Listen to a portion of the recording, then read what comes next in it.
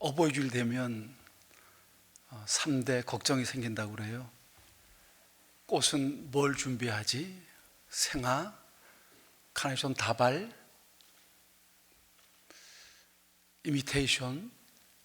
꽃이 참 이거 어떻게 하지? 두 번째는 조금 나은 사람이에요. 또 그래도 꽃보단 선물이 낫지. 우리 엄마가 뭘 좋아할까? 우리 아빠가 뭘 좋아할까? 선물은 어떤 게 좋을까? 또 궁리를 해야 되죠. 그다가 이제 마지막 결론이에요. 그래, 뭐니 해도 뭐니지, 현금이 좋아. 그래, 엄마 아빠가 물건 주니까 별로 안색이 안 좋으시던데 현금을 주니까 아주 크게 기뻐하시는 표정이 확 피더라고. 근데 얼마를 드려야지? 얼마를 드려야 만족할까? 이 3대 걱정이라고 그래요. 그래서 네이버에는 부모님들이 좋아하는 선물 목록 넘버 1, 2, 3, 4까지 해서 이렇게 쫙 나오고 말이죠. 근데 우리 크리스찬들도 이 어버이 주일을 생각하면서 우리 어버이에 대한 진정된 감사를 꽃으로 할 거냐, 선물로 할 거냐, 돈으로 할 거냐는 문제의 차원이 전혀 다른 것 같아요. 성경적인 사고, 예수님을 따르고 예수 안에는 우리들에게, 우리에게 준 우리 부모님들은 어떤 의미를 가지고 우리가 어떻게 하는 것이 진정 효도일까? 저는 룻기를 택했습니다. 여러분, 룻기는 우리들에게 굉장히 좋은 이 가정의 아름다운 아이디어를 제공해 주고, 이렇게 하는 것이 믿는 크리스찬들의 태도, 훈련된 제자들의 태도가 아닌가 하는 생각들을 갖게 됩니다. 하나님이 기뻐하시는 효도란 뭘까?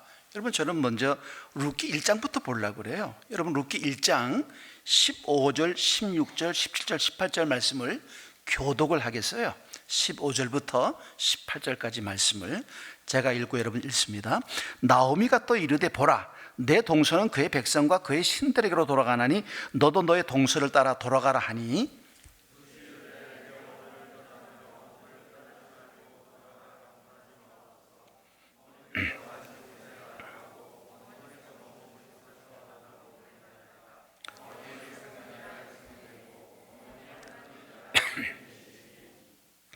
어머니께서 죽으시는 곳에서 나도 죽어 거기 묻힐 것이라. 만일 내가 죽는 일 외에 어머니를 떠나면 여호와께서 내게 벌을 내리시고 더 내리시기를 원하나이다 하는지라.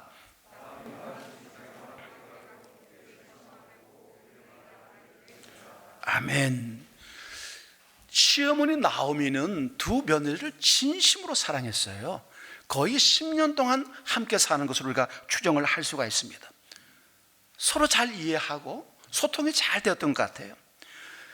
이 시어머니가 아들 둘을 잃어버리고 홀로 남은 며느리를 생각할 때 진심으로 이 두 며느리를, 젊은 며느리를 통해서 내 노후를 보장받는 보험으로 써야 되겠다는 생각이 1도 없었습니다.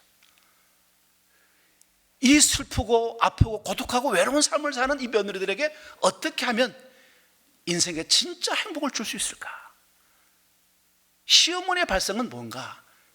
재혼시키는 거였어요. 그래서 여기 1장 8절 9절 말씀 보면 현대 성경을 제가 설명을 해드리려고 그래요. 나오미가 두 며느리에게 말했습니다. 너희는 모두 친정으로 돌아가거라. 너희는 죽은 너희 남편과 나를 정성껏 섬겼다. 그러므로 여호와께서 너희가 행한 대로 갚아주시길 원하며 또 너희가 재혼하여 행복한 가정을 이룰 수 있도록 축복해 주시기를 원한다. 이 9절 말씀에 남편의 집에서 위로를 받게 하시기를 원하며 라는 말은 재혼을 종용하는 말입니다. 나오미는 진정으로 며느리를 사랑했어요. 그래서 그들이 새로운 가정을 꾸미고 새로운 삶을 살기를 원했던 것이죠. 여러분, 이렇게 말하면 효도는 순종이야, 그러니까 그렇게 해야 되겠다 해서 이 두 며느리가 오르바와 룻이 떠난다 라고 하는 상황으로 본문이 전개되지를 않습니다. 어떻게 됩니까?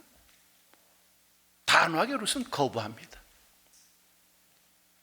여기서 효도의 진정한 가치를 우리가 보게 되는 거예요. 부모가 시키는 대로 무엇이든지 오케이 하는 것이 효도가 아니다. 하나님 편에 서 있는 것, 그것이 장기적으로 영원한 세계를 바라보는 우리의 삶의 태도에서 진심으로 부모님을 섬기고 공경하고 존중하는 것이라는 것을 보게 됩니다. 룻은 단호하게 거부합니다. 못 갑니다. 그래서 여기 성경에서 가장 아름다운 시 중에 하나이죠. 룻기 1장 15절부터 18절까지 말씀에서 말하는 거예요. 내게 어머니를 떠나며 어머니를 따르지 말고 돌아가라 강권하지 마십시오. 이제 어머니의 하나님이 나의 하나님이 되고, 여러분 여기 룻의 고백이 참 독특해요. 하나님이 나의 하나님이라고 말하지 않고요, 어머니의 하나님이라고 말합니다. 다시 말하면 이 룻이 하나님에게, 여호와 하나님께 나가는 그 중간 이끄는 사람이, 멘토가 누구냐면 어머니 나오미입니다. 나오미의 가마, 나오미의 사랑, 나오미의 인격, 나오미의 돌봄, 나오미의 배려, 나오미의 애정이 온통 룻에게 있었던 거죠.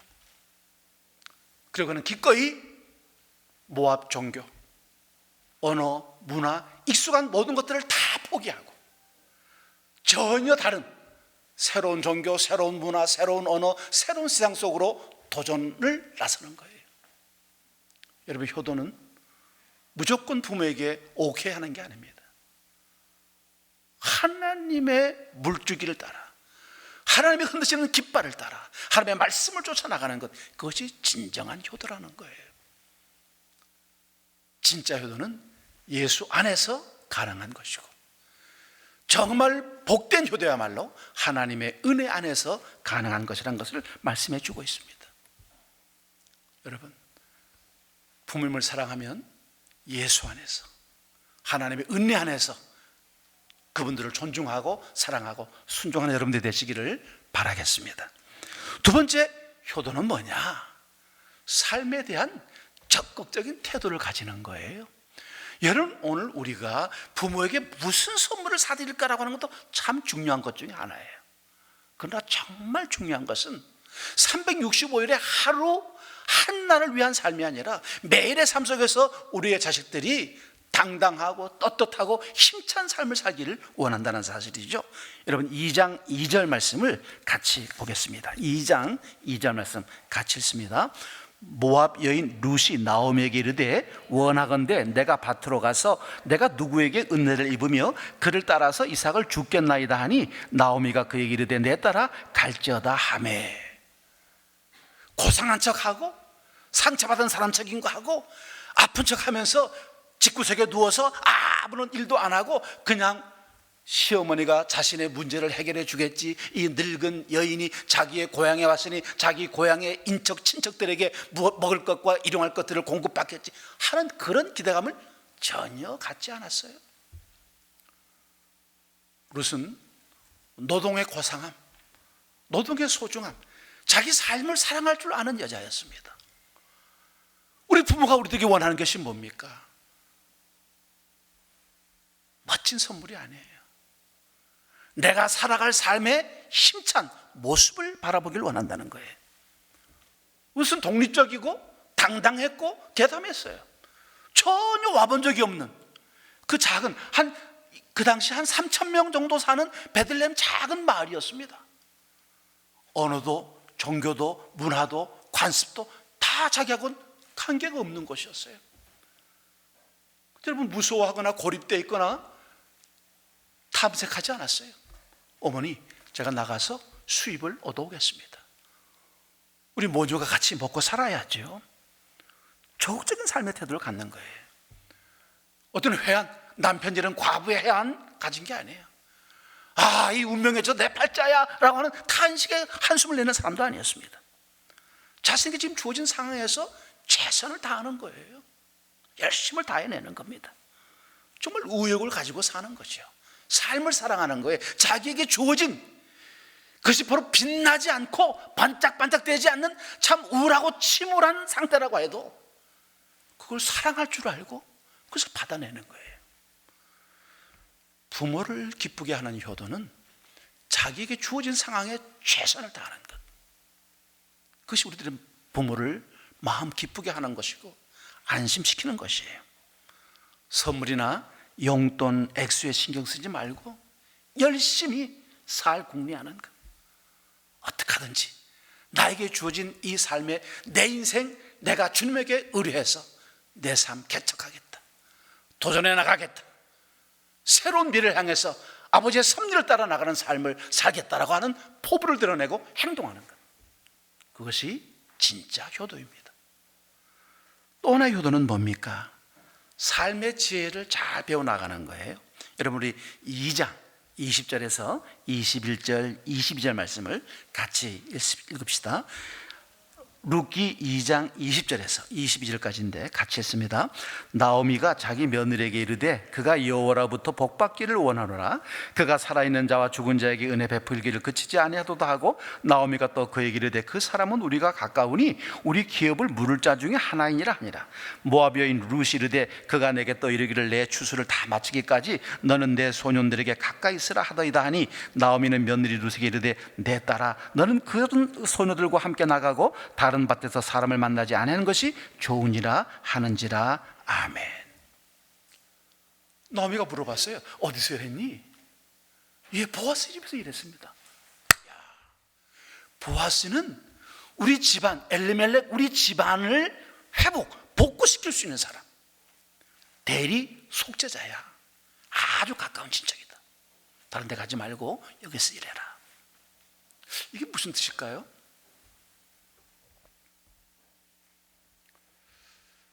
저희 아버님이 이제 병이 나셔서 이제 사형 선고를 받으시고 이제 집에 오셔서 누워 계시는데, 제가 그때 이제 고3 19살이죠. 동생들이 있으니까 학교 다닐 생각보다도 어떻게 먹고 살아야 되겠다. 동생들 데리고, 아버님은 이제 얼마 못 가서 세상 떠나서 주님 곁으로 간다고 하시니 어떻게 살까?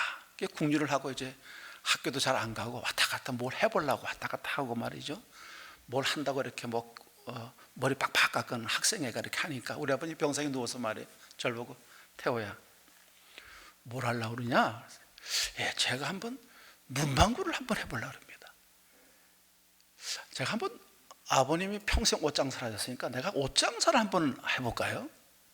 그래서 우리 아버님이 나한테 그래요. 야, 장사는 경험이 있어야 돼, 이렇게 말씀하셔요. 근데 제 생각, 어린 마음에 경험이라는 건 살아가야 얻는 거지 지금 있어서 하는 건 아니지 않냐, 이런 마음이 들더라고요. 그래서 그 경험이 꼭 필요한 건가, 그냥 해나가면서 하는 게 아닌가라는 생각을 해봤어요. 근데 막상 해보니까요, 정말 아버지 말씀이 맞더라고요. 우리가 대학 공부도 하고 석박사도 하고 무슨 경험도 이런 얘기 다 하지만요, 여러분, 그거는 학문적이거나 어떤 지적이거나 어떤 전문적인 얘기는 그래요. 그러나 삶의 지혜는요, 우리 아빠와 엄마의 삶 속에서 나오는 거예요. 진짜 세상을 살아가는 삶의 방식들. 요즘 이렇게 과학이 발달하고 의학이 발달했는데 말이죠, 우리 옛날 부모님들은 애를 4, 5, 6씩 낳아도 혼자 다 해결했잖아요. 근데 지금 애 하나 둘 낳았는데 조리원 가가지고 몇 주씩 있고 몇백만 원 들이고 이렇게 얘기하는데, 아니 왜 이렇게 과학이 발달하고 사회문화 체제가 다 발달하고 의료제도가 발달했는데 왜 사람들은 점점 더 약해지고 애가 낳았는데 어떻게 관리를 못해가지고 울고 있대요. 우리 모임에 하나도 요새 맨날 운대. 너 왜 우니? 그랬대. 애가 울어가지고 같이 운대요. 그래서 내가 하는 말이, 야, 넌 간호사라는 게 어떻게 애 하나 관리를 못해가지고 그렇게 울고 있냐? 여러분, 이게 왜 그럴까요? 무능해서 그런 게 아니에요. 삶의 지혜가 없어요. 친정엄마가 딸한테, 야, 애 키울 때는 이건 이거고 저건 저거고, 그건 의학백과에 안 나와요. 키워보니까 알게 되는 것이죠. 나오미는 룻의 미래를 전개시킬 정보를 제공해 주는 거예요. 뭔가 썸띵이 시작될 것이다. 뭔가 하나님의 우연을 가장한 섭리의 방식들이 시작될 거야. 너 자신을 잘 지키고 다른 곳에 있지 말고 보아스의 근처에 머물러라. 나오미가 추측하고 예상한 대로 이 삶은 진행되고, 룻은 결국 나오미가 꿈꾸던 재혼을 하게 됩니다. 우린 부모님들로부터 귀 기울여야 됩니다. 우리 아버지는 똑같은 소리를 수백 번 하셔요. 예, 수천 번 들으세요. 아버지가 폼 잡고 얘기하실 때 아빠 그거 했던 얘기가 지루해 이렇게 하지 마세요. 여러분들도 그 자리에 들어갈 거예요. 처음 듣는 것이냐? 오, 와, 아빠 멋져. 아니 우리 대학부 청년부 연애할 때 상대방의 말 같지도 않은 말을 하고 자는데 막 그냥 애정도는 막 꿀이 뚝뚝 떨어지는 심정으로 아니 우리 평생 밥 먹여주고 입히고 재워주고 등록금 대주고 옷 입혀주고 신발 사주고 양말 사준 우리 부모들이 좀 시답지 않은 말 한다고 그거를 그냥 꿀 떨어지는 소리 이렇게 안 듣고 에이 뭐 알지도 못하면서 문 탁 닫고, 여러분 문 탁 닫을 때 천당문이 탁 닫히는 줄 생각하세요? 들으세요? 아빠 말해봐. 아빠는 연애 어떻게 했어? 엄마는 어떻게 아빠한테 그렇게 그냥 넘어갔어 그래? 아이고 내가 생각해도 답답해. 한번 얘기 좀 해봐. 엄마 실패한 얘기 좀 해봐. 아빠 같은 사람 안 만나는 비결이 뭐지? 좋아하실 거예요. 용돈 올라갈 거야. 여러분 오늘 우리는 선대로부터의 지혜를 잊어버리고 있어요. 여러분 사역도 마찬가지예요. 우리 간사들이 막 열심히 하고 막 끙끙대요. 목사님 뭐 2달 동안 고민한 건데 목사님하고 속으로 했더니 뭐 단번에 해결되네요. 그걸 왜 몰랐을까? 난 사역을 40년을 한 사람인데 그냥 물어보면 해결될 일인데 난 이 40년의 역사를 꿰뚫고 있는데 다 자기들이 고민하고 갈등하고 어려웠던 가족들 다 걸어온 사람인데 그냥 물어보면 답이 나오는데 그걸 못 물어봐요. 이 효도 별거 아니에요. 자, 우리 대학 청년부만 따라해. 아빠. 이 자식들이 다시 아빠. 좀 애정 갖게 얘기하라. 아빠 말씀하옵소서. 그래. 자, 한 번 더 하자. 엄마 말 좀 해봐. 이거 하면 너네 용돈도 올라가고 옷도 한 벌 얻어 입을 수 있어요. 여러분 정말 중요한 것은 효도가 다른 거 아니에요? 오늘 우리 인생을 뜨겁게 살아온 우리 부모 시대의 지혜와 경험과 노하우에 귀를 기울여야 돼요. 이건 돈 주고 살 수 있는 게 아니죠. 우리 시대에서 얻을 수 있는 지식이 아니에요. 기막힌 스토리가 있는 것들입니다. 이것을 들을 때 그 듣는 자체가 부모님을 기쁘시게 해드리는 거예요. 나오미의 지혜와 정보를 기꺼이 룻이 수납했던 것처럼 여러분 우리 부모들의 마음을 받아내는 여러분들 꼭 되시기를 바라겠습니다. 그 다음 단계는 뭡니까? 순종하는 거예요. 말로만 듣고 있는 게 아니라 다음 단계로 나가는 거죠. 여러분 3장 5절 6절 말씀을 우리 같이 한번 보십시다. 3장 5절 6절 말씀을 같이 봅니다. 같이 읽습니다. 룻이 시어머니에게 이르되 어머니의 말씀대로 내가 다 행하리이다 하니라. 그가 타작마당으로 내려가서 시어머니의 명령대로 다 하니라. 정말 섬세하게 나오미가 룻에게 보아스에게 접근해서 청혼하는 장면들을 세밀하게 하장까지 시킵니다.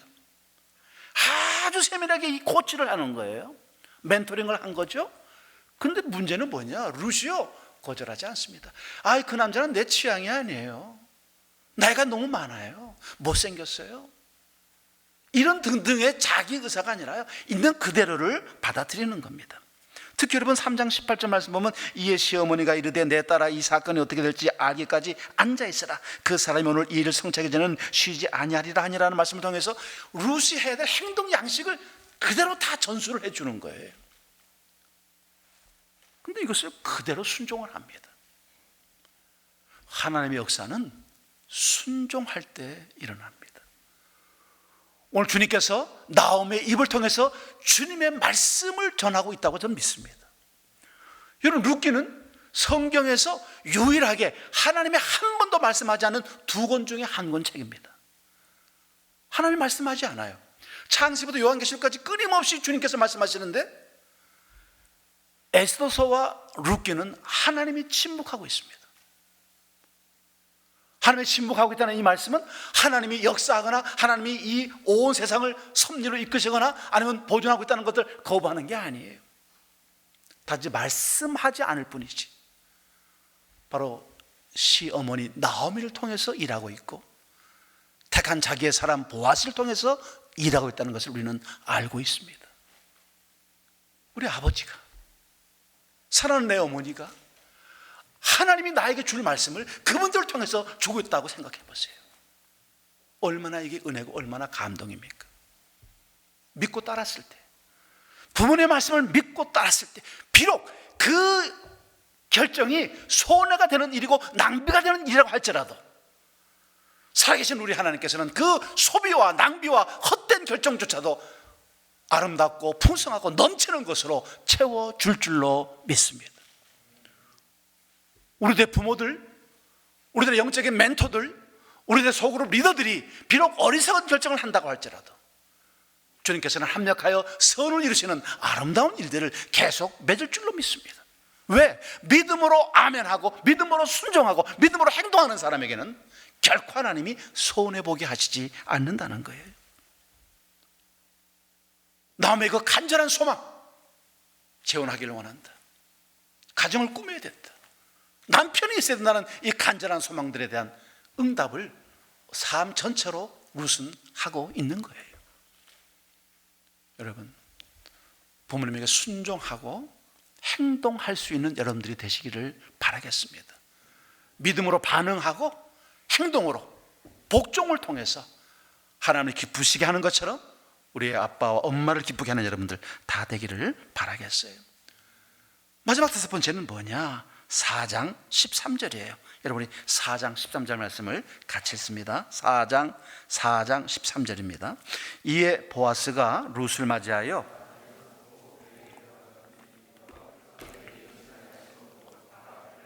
아멘. 드디어 나오미가 꿈꾸던 대로 다 이루어졌어요. 부모의 소망을 이루어 준 것이죠. 가정을 꾸미고 아들을 얻었습니다. 보아스가 룻을 맞이하여 아내를 삼고 그에게 들어갔더니라는 이 말은 오직 하나님이 개입할 때 생명의 열매가 맺혀졌다는 것이죠.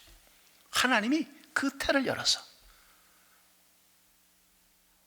먼저 결혼해서 자녀가 없었는데 이 보아스, 나이 많은 보아스에 결혼해서 열매를 얻도록, 생명을 얻도록 해준 거예요.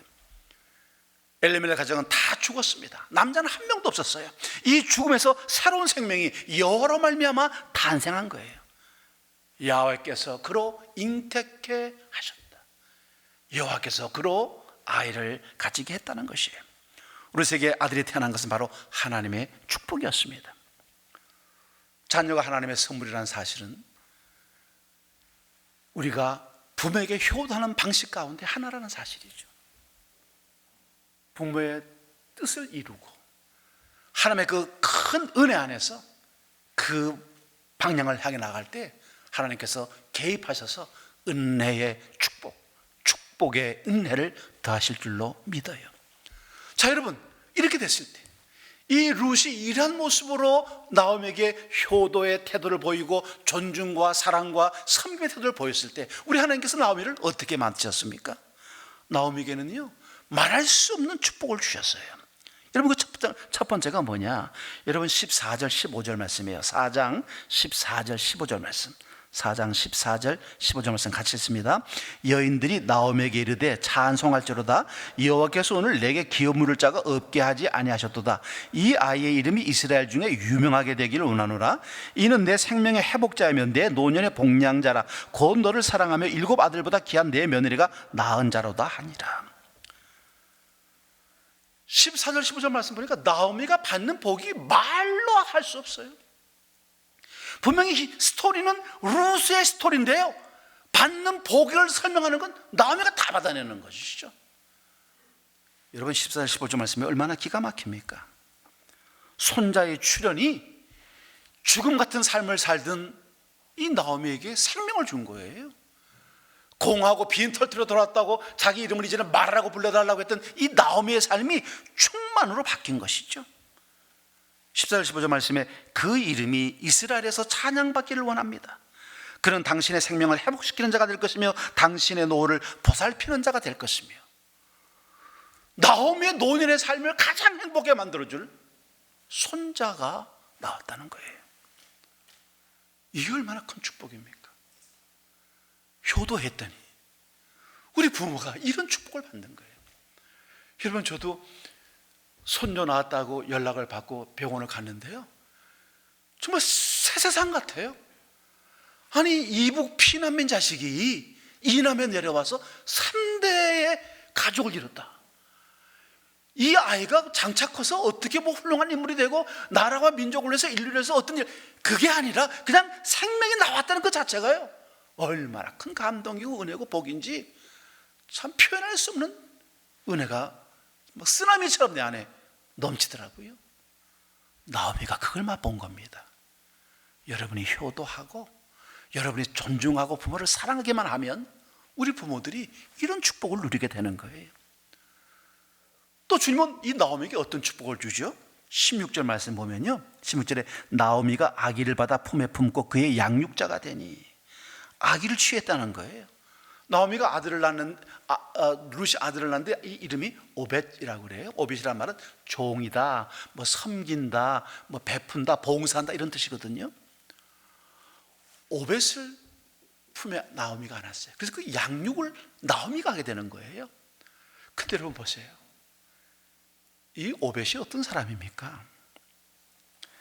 여기 아기를 취했다는 말은 1장에서 나오미의 남편과 두 아들이 죽었던 그 죽음의 상태에서 이제는 새로운 생명의 출현으로 이 가정이 회복됐다는 걸 의미하는 거예요. 부모님들이 자식 결혼하는 걸 반대하고 죽어라 반대하고 독하죠. 죽어라 반대하고 그 다음에 어떻게 하냐면 결혼식도 안 나타나요. 부모가 결혼식을 안 와. 완전히 그 자식하고 부모가 단절된 거예요. 저 그런 주례를 해봤죠. 부모가 자식 결혼에 불만이 있어서 안 왔잖아요. 지독한 부모죠. 근데 여러분 참 그거 놀랍죠. 그 아이들이 결혼해서 살다가도 문도 안 열어줘요. 본체도 안 합니다.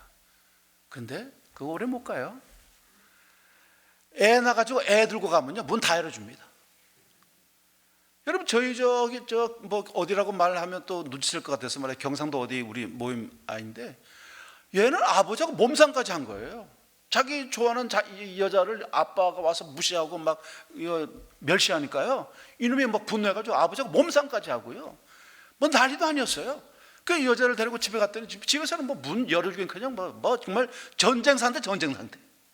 그렇게 정말 서로 아주 막 강하게 대립을 했었는데 딸을 낳아가지고 애를 안고 들어가니까요 바로 문 열어주더래요. 여러분 이게 참 축복인 것 같아요. 복량자가 됐다. 룻에게 관심을 포인트가 아니고 나오미가 지금 복을 누리고 있는 것이죠. 여러분 나오미는 또 어떤 행복을 누립니까? 여러분 17절 볼까요? 우리 17절 같이 읽읍시다. 17절 그의 이웃 여인들이 그에게 이름을 지어주되 나오미에게 아들이 태어났다 하여 그의 이름을 오벳이라 했는데 그는 다윗의 아버지인 이새의 아버지였더라. 아니 룻이 모압 여자 아닙니까? 이스라엘 혈통이 아니에요. 그런데 거기서 다윗이 나오는 거예요. 예수 그리스도의 혈통, 족보에 한 이름이 들어간 겁니다.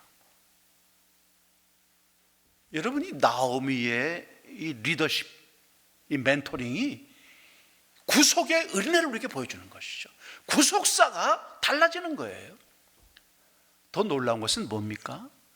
이 보아스의 엄마가 누굽니까? 기생 라합입니다. 보아스의 아버지 이름이 이렇게 나오죠? 살몬이라고 나오죠? 여러분 살몬의 부인이 기생 라합이에요. 집안에 이방 여자가 두 사람이나 들어온 것이죠. 나오미는 위대한 구속의 혈통을 이은 사람이라고 볼 수가 있어요. 살아있는 자의 생명을 회복했을 뿐만 아니라 하나님 예수 그리스도의 구속의 위대한 왕국, 여호와의 왕국의 도래, 하나님 나라의 도래를 우리에게 보여주고 있는 것이에요.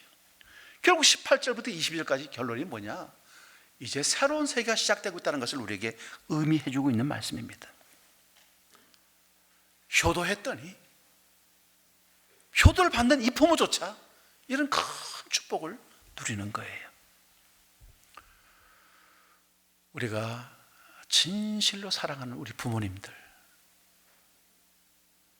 혹시나 아빠와 엄마에 대한 대립, 미움, 아빠와 엄마에 대한 원한을 품는 자식도 있을 거예요.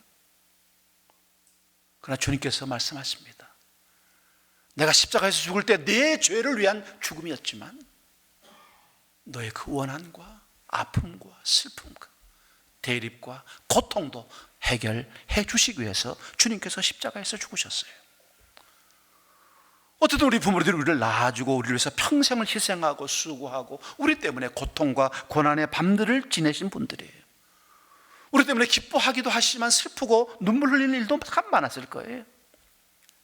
루시 나오미를 따르고 믿고 신뢰하고 어머니 하나님이 나의 하나님이라는 신앙 고백을 통해서 새로운 삶을 이끌어 나갔던 것처럼 오늘 우리가 진정한 효도, 하나님의 은혜 안에의 효도, 하나님의 그 복된 말씀 속에서의 순종을 통한 효도를 했을 때 오늘 우리 가족이 회복되고